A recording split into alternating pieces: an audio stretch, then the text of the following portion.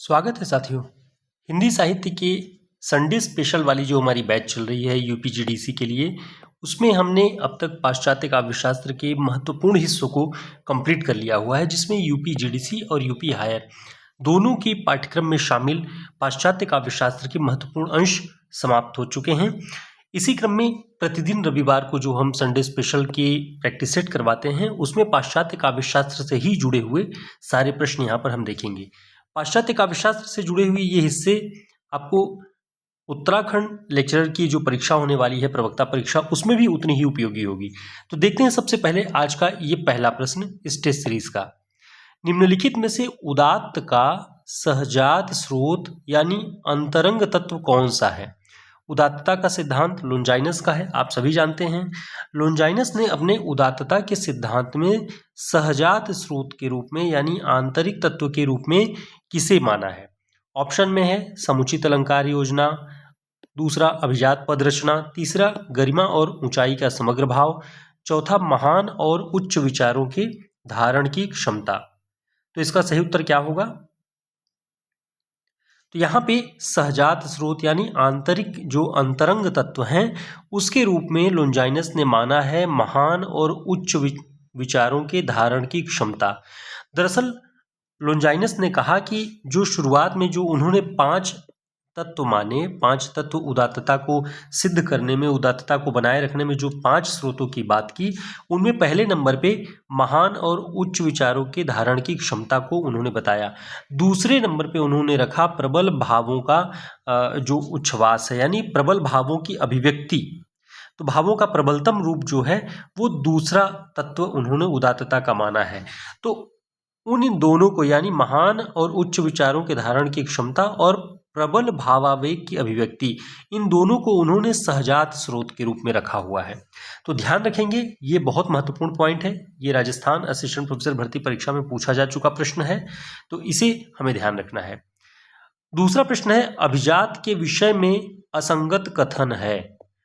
अभिजात्यवाद, अभिजात्यवाद के विषय में हम सभी ने पढ़ा, बहुत विस्तृत अध्ययन किया कि अभिजात्यवाद क्या है, और होरेस के संदर्भ में हमने देखा भी कि अभिजात्यवादी तत्वों में कौन कौन सी चीजें आती हैं।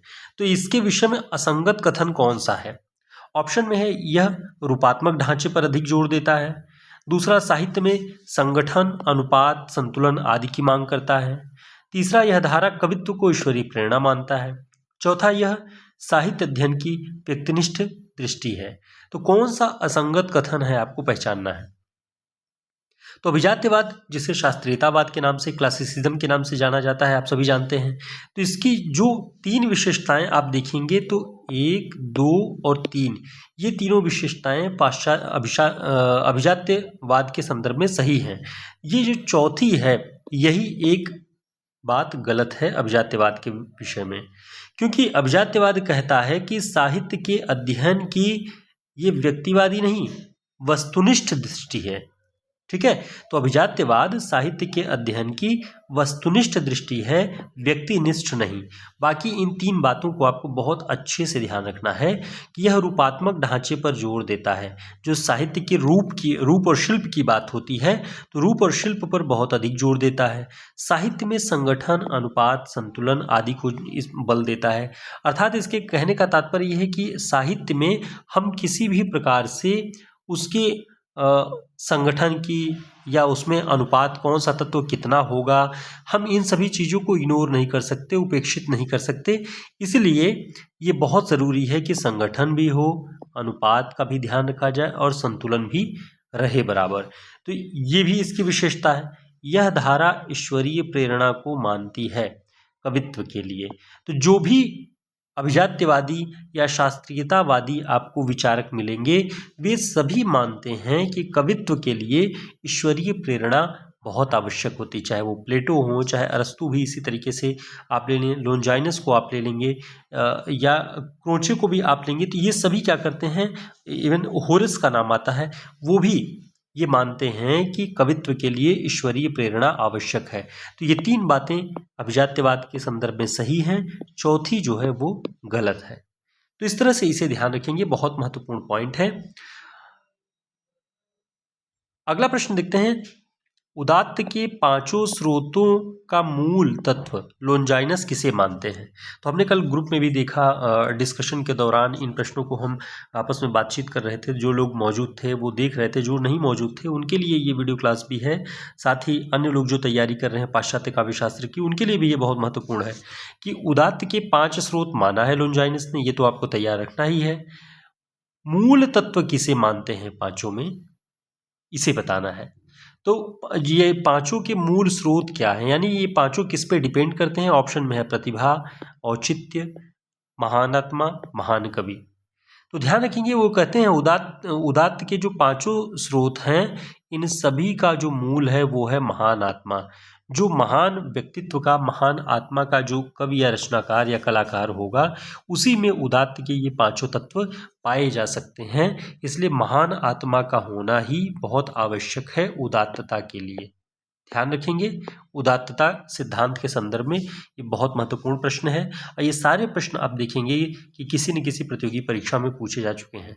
साथियों, उत्तराखंड प्रवक्ता भर्ती परीक्षा के लिए जो लोग तैयारी कर रहे हैं वो हमारे इस बैच से जुड़ सकते हैं, जो कि 1 अप्रैल से शुरू होने जा रही है। इस बैच में हम हिंदी साहित्य के संपूर्ण पाठ्यक्रम को पढ़ने वाले हैं, जो कि उत्तराखंड प्रवक्ता भर्ती परीक्षा में लगा हुआ है। तो ये 1 अप्रैल से शुरू होने वाला बैच है, इसे ध्यान रखेंगे। इसके अलावा जो हमारी बैच शुरू है उसे आप देखेंगे यूपीजीडीसी के रूप में हम लगातार जो उसका पाठ्यक्रम है उसे पढ़ रहे हैं। जो 60 दिन शेष बचे हुए हैं उसके लिए हम पूरी रणनीति के साथ अपने जो हमारे साथी जुड़े हुए हैं उनकी तैयारी में जुटे हैं। इसके अलावा यूपी हायर का भी पाठ्यक्रम चल रहा है लगातार। इसमें हम टेस्ट सीरीज भी कर रहे हैं, जो कि 21 से 30 मार्च के लिए एक सेशन चल रहा है, 1 अप्रैल से 10 अप्रैल के लिए दूसरा सेशन चलेगा, जिसमें 700 प्रश्नों का पूरा सेट आपको दिखाई पड़ेगा और सब रचनाओं पर आधारित महत्वपूर्ण प्रश्नों का पूरा कलेक्शन है। और जो लोग यूपी हायर के पाठ्यक्रम पर आधारित क्लासेस को भी ज्वाइन करना चाहते हैं, वो 15 दिन का पूरा क्रैश कोर्स है। इसी फीस में आप इसे ज्वाइन करके बहुत अच्छे से तैयारी कर सकते हैं। तो ये पूरे पाठ्यक्रम हमारे यहाँ लाइव बैच चल रही है, आप देख सकते हैं। जो भी लोग इच्छुक हों अपनी बैच की तैयारी के लिए, वो जुड़ सकते हैं। तो देखते हैं हम अगला प्रश्न।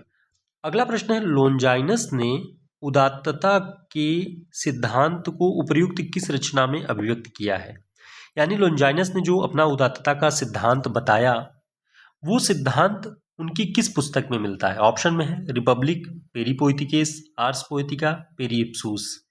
तो इसका सही उत्तर क्या होगा? ध्यान रखेंगे, उदात्तता का सिद्धांत लोन्जाइनस की एकमात्र पुस्तक पेरी इप्सूस का अंश है। इसी पुस्तक में उन्होंने अपने सिद्धांत को स्पष्ट किया। बाकी रिपब्लिक प्लेटो का है, पेरी पोएटिकेस अरस्तू का, आर्स पोएटिका ये होरेस का है। ठीक है, ये बातें ध्यान रखेंगे। तो पाश्चात्य काव्यशास्त्र के ये हिस्से बहुत अच्छे से आप कंप्लीट कर सकते हैं। ये सारे प्रश्न बहुत चुनिंदा किस्म के हैं। अगला प्रश्न है, मार्क्सवाद का कट्टर आलोचक कौन माना जाता है? मार्क्सवाद का कट्टर आलोचक पाश्चात्य चिंतकों में से कौन माना जाता है? ऑप्शन में लोन्जाइनस, अरस्तू, क्रोचे, इलियट। तो इसका सही उत्तर क्या है? ध्यान रखना, इसका जो सही उत्तर है वह है क्रोचे। मार्क्सवाद का कट्टर आलोचक जो है वो क्रोचे माना जाता है। और वहीं अगर बात करें स्वच्छंदतावाद का कट्टर आलोचक या स्वच्छंदतावाद की आलोचना, कटु आलोचना करने वाला कौन है? इलियट है। तो इनके विषय में ये बातें आपको ध्यान रखनी है जो बहुत महत्वपूर्ण है। अगला प्रश्न है, क्रोचे के अनुसार सहजानुभूति अभिव्यंजना संभव होती है इसमें? ऑप्शन बाह्य भौतिक जगत में, साहित्यिक पाठ में, कलाकार या चिंतक के मानस में, या आकृतियों में। इसका सही उत्तर क्या होगा? तो देखिए, क्रोचे का ही अभिव्यंजना सिद्धांत है, और अभिव्यंजना जो बेस्ड है वो सहजानुभूति पर। और सहजानुभूति क्या है? तो क्रोचे के अनुसार जो सहजानुभूति है वो कलाकार या चिंतक के मस्तिष्क में सहज ही कोई विचार, भाव या कला जो उत्पन्न होती है बिना किसी ज्ञान, तर्क या किसी अवधारणा के, सहज रूप में, निर्दोष रूप में, बिना किसी का प्रभाव ग्रहण किए कलाकार के मानस में जो उत्पन्न होती है वही सहजानुभूति अभिव्यंजना होती है। तो ये बातें आपको क्रोचे के अनुसार ध्यान रखनी होगी। क्रोचे के अभिव्यंजनावाद के संदर्भ में बहुत ही उपयोगी तथ्य है ये। इसके आगे भी हम देखेंगे कई सारे और बातें हैं जो क्रोचे के सिद्धांत को और स्पष्ट करेंगी। जैसे ये 7वां प्रश्न है, इसमें 2 कथन हैं और इन दोनों कथनों के आधार पर कूट आपको तय करने हैं। जैसे कथन ए कहता है, क्रोचे के अनुसार अभिव्यंजना की विषय वस्तु कुछ भी हो सकती है। और दूसरा कथन है अभिव्यंजना सायास होती है, बेवजह कोई कला अभिव्यक्त नहीं होती। तो इसके विषय में कौन सा विकल्प सही है? ऑप्शन में है ए और बी दोनों सत्य हैं, बी है ए और बी दोनों असत्य हैं, सी है ए सही और बी गलत, और डी बी सही और ए गलत। तो इसका सही उत्तर क्या होगा? इसका जो सही उत्तर होगा ए सही है और बी गलत, यानी ए सही है। क्रोचे के अनुसार अभिव्यंजना की जो विषय वस्तु हो सकती है वो कुछ भी हो सकती है, यानी सहज रूप से कलाकार के मन में, चिंतक के मन में या किसी भी साहित्यकार के मन में जो भी विषय आ जाए और उस पर वो सहज ढंग से जो भी अनुभूत कर ले अपने मानस में, अपने मस्तिष्क में, वही कला का विषय बन जाती है। तो कला का विषय कुछ भी, अभिव्यंजना का विषय कुछ भी हो सकता है। अच्छा, दूसरा कथन है अभिव्यंजना सायास होती है, ये बात गलत है। क्रोचे कहते हैं अभिव्यंजना अनायास होती है। अनायास ही कोई विषय आएगा आपके मस्तिष्क में, कलाकार के मस्तिष्क में, और उस पर वो चिंतन करेगा और उसके मस्तिष्क में ही वो शुद्ध रूप है। जैसे ही बाहर आएगी वो चीज़, उस पर समाज, नैतिकता, धार्मिक रूढ़ियाँ, बहुत सारी चीज़ें अपना प्रभाव डालती हैं और वो दोषपूर्ण हो जाती है। तो कलाकार के मस्तिष्क में वो शुद्ध और शुद्ध अवस्था में होती है, दोष मुक्त होती है। तो बेवजह कोई भी कला अभिव्यक्त नहीं होती, ये बात गलत है क्रोचे के अनुसार। क्रोचे कहते हैं कि बेवजह ही कला अभिव्यक्त होती है, बिना किसी प्रयास के। तो ये ध्यान रखेंगे। चलिए अगला प्रश्न देखते हैं। अगला प्रश्न है क्रोचे के अनुसार सहज ज्ञान, इंट्यूशन क्या है? सहज ज्ञान ऑप्शन में है तर्कपूर्ण ज्ञान, वैज्ञानिक ज्ञान, अभिव्यंजना, अनुभव। सही उत्तर क्या है? तो अभी हम जो बात कर रहे थे कि सहज ज्ञान असल में अभिव्यंजना है, यानी अभिव्यंजना क्रोचे के अनुसार क्या है? हम ऐसे तो मानते हैं कि अभिव्यंजना कुछ भी हो सकती है जो हम प्रकट करते हैं, लेकिन जो सहज ज्ञान मस्तिष्क में, मन में, मानस में उत्पन्न होता है उसे ही अभिव्यंजना कहते हैं क्रोचे। तो ये तथ्य ध्यान रखेंगे। टेस्ट सीरीज यूपी हायर की ज्वाइन करने के लिए हमारे नंबर पर संपर्क कर सकते हैं। अभी सातवां टेस्ट सीरीज चल रहा है जिसमें आप लोग ज्वाइन करके 3 और बचे हुए हैं, एक साथ आप इन प्रश्नों को हल कर सकते हैं और सारे आंसर की आपको जो अब तक हुए हैं वो सब एक साथ मिल जाएंगे प्रश्नों के साथ। देखते हैं अगला प्रश्न। इलियट के विषय में असंगत कथन पहचाने। इलियट के विषय में असंगत कथन कौन सा है? ऑप्शन है पहला, वे कवि को सर्जक नहीं माध्यम के रूप में मानते हैं। दूसरा, कवि और कविता और कवि की सत्ता में अभिन्न संबंध होता है। तीसरा, 3 वॉइसेस ऑफ पोएट्री इलियट का प्रसिद्ध निबंध है। चौथा, इलियट का ऑब्जेक्टिव कोरिलेटिव का संधान भारतीय विभावन व्यापार की अवधारणा के समतुल्य है। कौन सा असंगत है? तो इलियट का जो निर्वैयक्तिकता का सिद्धांत है उसके अनुसार वे कहते हैं कि कवि जो है सर्जक नहीं होता है, उसे कोई अधिकार नहीं है कहने का कि मैंने फला रचना को सर्जित किया है, सृजित किया है। वे कहते हैं कि कवि केवल माध्यम भर है। ये बात इलियट के विषय में सही है। 3 वॉइसेस ऑफ पोएट्री के विषय में आप लोग जानते हैं, कविता के 3 स्वर या काव्य के 3 स्वर इलियट का प्रसिद्ध निबंध है, ये भी सही है। इलियट का ऑब्जेक्टिव कोरिलेटिव जो है इसका संधान भारतीय विभावन व्यापार की अवधारणा के समतुल्य है, ये भी सही है। 3 जो सही है इन्हें आप एक जगह नोट कर लें या ध्यान रखें। जो अगला जो ऑप्शन है जो दूसरे नंबर पे है, इसे देखते हैं कि कवि और कविता की सत्ता में अभिन्न संबंध होता है, ये बात गलत है पूरी तरह से। इलियट मानते हैं कि कवि और कविता की सत्ता अभिन्न नहीं भिन्न होती है। क्यों? क्योंकि कवि सर्जक नहीं है, वो केवल माध्यम भर है। तो कवि और कविता दोनों अलग अलग हैं।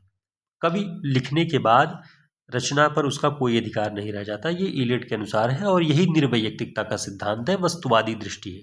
ठीक है, तो ये ध्यान रखेंगे। अगला प्रश्न देखते हैं। अगला प्रश्न है कविता पर कवि के व्यक्ति तत्व के अनायास अनियंत्रित प्रभाव या प्रवेश को कौन सा चिंतक उचित नहीं मानता है? देखिए ये बहुत महत्वपूर्ण पॉइंट है। उसी प्रश्न को दूसरी तरीके से पूछा गया है कि कविता पर कवि के व्यक्ति तत्व के अनायास अनियंत्रित प्रवेश को या प्रभाव को कौन सा चिंतक उचित नहीं मानता है। ऑप्शन में लोंजाइनस, क्रोचे, वर्ड्सवर्थ, इलियट। तो अभी हमने बात की इलियट ऐसा कहते हैं। इलियट कहते हैं कि कविता पर कवि के व्यक्ति तत्व का अनायास अनियंत्रित कोई भी प्रभाव या प्रवेश उचित नहीं है, नहीं स्वीकार योग्य है। ये बात निर्वैयक्तिकता के सिद्धांत में कौन मानता है? ये मानते हैं इलियट। ठीक है, अगला प्रश्न देखते हैं। Frontiers of criticism.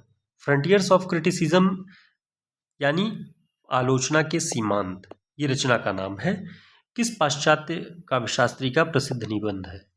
Frontier of criticism. Option Richards, Croce, Eliot, Wordsworth. सही उत्तर क्या है? तो ध्यान देंगे, इसका जो सही उत्तर है वह है इलियट। इलियट स्वच्छंदतावाद के कड़े आलोचक, बड़े आलोचक या कह लीजिए कि कटु आलोचक के रूप में जाने जाते हैं, और क्रोचे मार्क्सवाद के पूरे कट्टर आलोचक माने जाते हैं। इलियट की ही रचना है आलोचना के सीमांत या फ्रंटियर्स ऑफ क्रिटिसिज्म, तो इसे ध्यान रखेंगे आप। ये सारी प्रश्न जो है ये हम लगातार अपने बैच में, जो यूपी हायर और यूपी जीडीसी की बैच चल रही है उसमें पढ़ा रहे हैं, और ये उत्तराखंड प्रवक्ता भर्ती परीक्षा के छात्रों के लिए भी उतनी ही उपयोगी है, तो आप लोग भी इसे तैयार रखें। जैसे अगला प्रश्न है बियॉन्ड। बियॉन्ड 1974 में प्रकाशित ये आलोचनात्मक कृति या जो साहित्यिक कृति है, इसके रचनाकार कौन है? ऑप्शन में Croce, Horace, John Dryden, Richards. इसका सही उत्तर क्या है? इसका सही उत्तर है रिचर्ड्स। बियॉन्ड रिचर्ड्स का 1974 में ये रचना है, इसे ध्यान रखेंगे, रिचर्ड्स ने लिखा है। देखते हैं अगला प्रश्न। अगला प्रश्न है सौंदर्यानुभूति की व्याख्या के लिए साइनेस्थेसिस शब्द का प्रयोग किस समीक्षक ने किया है? साइनेस्थेसिस या सिंथेसिस, इन दोनों शब्दों का प्रयोग सौंदर्यानुभूति के संदर्भ में किसने किया है? ऑप्शन में है John Dryden, Eliot, Croce, Richards. तो सही उत्तर क्या है? सही उत्तर है इसका रिचर्ड्स। ध्यान रखेंगे, रिचर्ड्स ने अपने मूल्य सिद्धांत में सिंथेसिस या साइनेस्थेसिस शब्द का प्रयोग किया हुआ है। ये बहुत महत्वपूर्ण पॉइंट है, इसे ध्यान रखेंगे। 14वां प्रश्न है मनोवेगों के संतुलन पर आधारित सिद्धांत कौन सा है?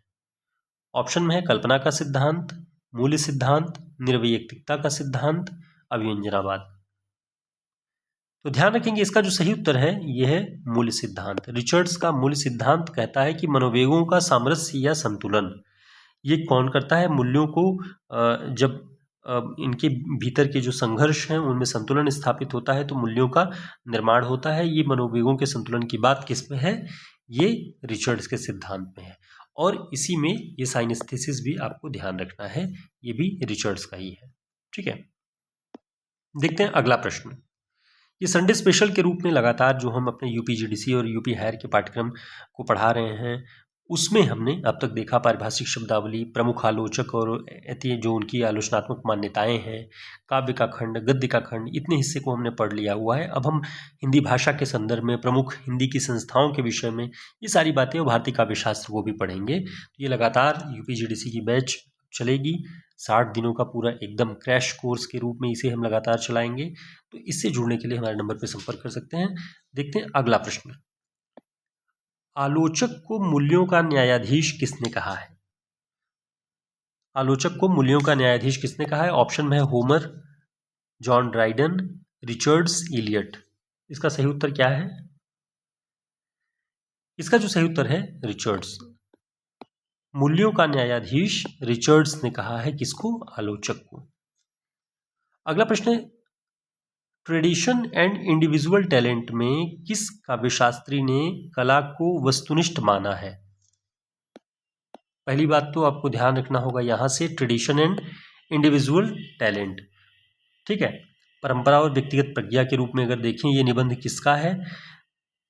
कला को इसमें वस्तुनिष्ठ माना है, दो बातें हैं, तो ये इसका सही उत्तर क्या है? फॉर लेविस, वर्ड्सवर्थ, इलियट और रिचर्ड्स। तो इसका जो सही उत्तर है वह है इलियट।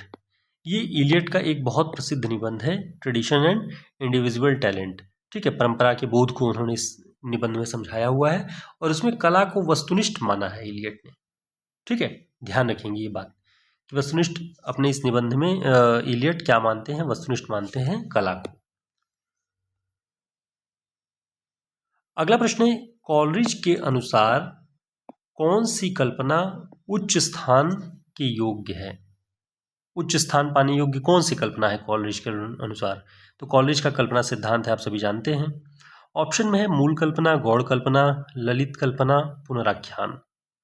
तो कौन सी कल्पना उच्च स्थान पर रखने योग्य है? तो ध्यान रखेंगे, गौड़ कल्पना को कॉलरिज कहते हैं कि इसे उच्च स्थान देने योग्य है। ये सेकेंडरी इमेजिनेशन नाम है, लेकिन उच्च स्थान देना चाहते हैं। सेकेंडरी इमेजिनेशन उन्होंने किसमें कहा? दार्शनिकों में, कवियों में, वैज्ञानिकों में, कलाकारों में। ये गौड़ कल्पना तर्क और ज्ञान बुद्धि को बढ़ाती है। ठीक है, तो इसे ध्यान रखेंगे, बहुत महत्वपूर्ण है। और मूल कल्पना क्या है? जो हर एक व्यक्ति में पैदा होते ही जन्मजात ढंग से व्याप्त होती है, जिससे वो दुनियादारी की समझ को अपनी नज़रों से देखता है, अपनी कल्पना की नज़रों से देखता है। तो ये सामान्य कल्पना, मूल कल्पना यानी सामान्य कल्पना हर एक व्यक्ति में पाई जाती है, और ये किसी विशेष लोगों में ही पाई जाती है। ठीक है, ये ध्यान रखेंगे, और इसी को उन्होंने उच्च स्थान पर रखने योग्य माना है। अगला प्रश्न है, कॉलरिज के कल्पना सिद्धांत के अनुसार मूल कल्पना किसकी विशेषता है? अभी हमने बात की कॉलरिज का कल्पना सिद्धांत, उसमें मूल कल्पना किसकी विशेषता है? सामान्य मनुष्यों की, कवियों एवं दार्शनिकों की, अत्याचारियों की, कल्पना लोक में रहने वालों की। तो हमने बात की मूल कल्पना सामान्य मनुष्यों की विशेषता है, जो सामान्य ढंग से, जन्मजात ढंग से हर एक व्यक्ति के अंदर जो कल्पना पाई जाती है वो मूल कल्पना है। और गौड़ कल्पना यानी सेकेंडरी इमेजिनेशन की बात जब हम करेंगे तो वो दार्शनिकों और कवियों में पाई जाती है, कलाकारों में पाई जाती है, वैज्ञानिकों में पाई जाती है, जिसमें तर्क और ज्ञान की बात होती है, वैज्ञानिक अवधारणाओं की बात होती है। वो मूल कल्पना के बाद गौड़ कल्पना के अंतर्गत आएगा। ठीक है, तो ये पॉइंट बहुत महत्वपूर्ण है, ध्यान रखेंगे। 19वां प्रश्न देखते हैं। 19वां प्रश्न है, अरस्तु के त्रासदी के कथानक के प्रमुख स्रोत कौन कौन से हैं? अब इसमें हमें देखना है, त्रासदी के कथानक की बात जब हम कर रहे थे, तो अरस्तु के त्रासदी के कथानक के प्रमुख 3 स्रोतों में कौन सा शामिल नहीं है? तो उन्होंने कथानक के त्रासदी के अंतर्गत कथानक को त्रासदी की आत्मा माना हुआ है। पहली बात तो यही आपको ध्यान रखनी है, कथानक क्या है? त्रासदी की आत्मा है। अब ये कथानक के 3 सोर्स हैं ऑप्शन में, दंत कथा, इतिहास, कल्पना, समसामयिक घटनाएं। तो ध्यान रखेंगे, शामिल नहीं है तो समसामयिक घटनाएं शामिल नहीं है। बाकी दंत कथाएं, इतिहास और कल्पना, ये तीनों कथानक के सोर्स हैं, स्रोत हैं, जो कि त्रासदी की आत्मा है। ठीक है, ये महत्वपूर्ण तथ्य है। देखते हैं अगला प्रश्न। अगला प्रश्न है, त्रासदी का मुख्य कार्य क्या है? त्रासदी का मुख्य कार्य क्या है? तो कथानक को रोचक बनाना, चरित्रों को उदार बनाना, करुणा एवं भय के उद्रेक द्वारा मनोविकारों का विरेचन, और चौथा साधारणता को बड़ा गुण स्थापित करना। तो त्रासदी का मुख्य कार्य क्या है? तो अरस्तु ने त्रासदी को परिभाषित करते हुए कहा कि करुणा एवं भय के उद्रेक के द्वारा मनोविकारों का विरेचन। किसके द्वारा? करुणा एवं भय के उद्रेक के द्वारा मनोविकारों का विरेचन, ये त्रासदी का मुख्य कार्य है।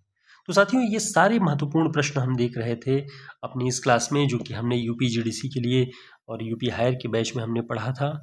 रविवार स्पेशल की जो हमारी ये टेस्ट सीरीज़ होती है, हम सप्ताह भर में जो कुछ पढ़े रहते हैं वो हम रविवार को सॉल्व करते हैं, उन पे बने हुए प्रश्नों को। तो ऐसे ही उत्तराखंड प्रवक्ता की भी बैच चलने वाली है, जिसमें 1 अप्रैल से आप सभी जुड़ करके अपनी तैयारी को बेहतरीन कर सकते हैं। और ऐसे लगातार जीडीसी की, यूपी हायर की टेस्ट सीरीज़, ये सारी सुविधाएं आप सभी के लिए हैं। जो लोग इच्छुक हों ज्वाइन कर सकते हैं हमारे चैनल पे, और लगातार ये सारी तैयारियां आपको चलती हुई दिखाई पड़ेंगी, जिसमें हम बहुत डेडिकेटेड ढंग से, ये शुरुआत से ही तय है कि बहुत कम समय में बेहतर से बेहतर जानकारी देने का प्रयास हम अपनी क्लासेस के माध्यम से आप सभी को करते हैं। हमारी क्लासेस छोटी होती हैं लेकिन जानकारियों से भरी होती हैं। बातों के अलावा जो तथ्य, जो फैक्ट्स हैं, जो परीक्षाओं की दृष्टि से उपयोगी तथ्य हैं, वही सब आप सभी के लिए उपलब्ध कराए जाते हैं। तो इस बैच से जुड़ें और जुड़ करके अपनी तैयारी को और बेहतर ढंग से कर सकते हैं आप, जिसमें हम बहुत डिस्क्रिप्टिव ढंग से भी पढ़ते हैं, ताकि आप यूपी जीडीसी की परीक्षा की तैयारी के लिए, लिखित परीक्षा के लिए भी मानसिक रूप से तैयार हो सकें। नमस्कार, शुभकामनाएं।